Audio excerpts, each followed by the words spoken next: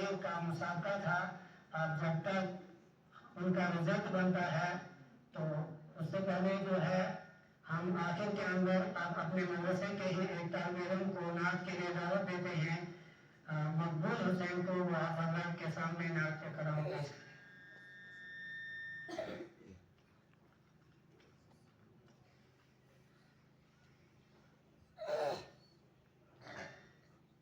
अस्सलामु अलैकुम व रहमतुल्लाहि व बरकातुहू।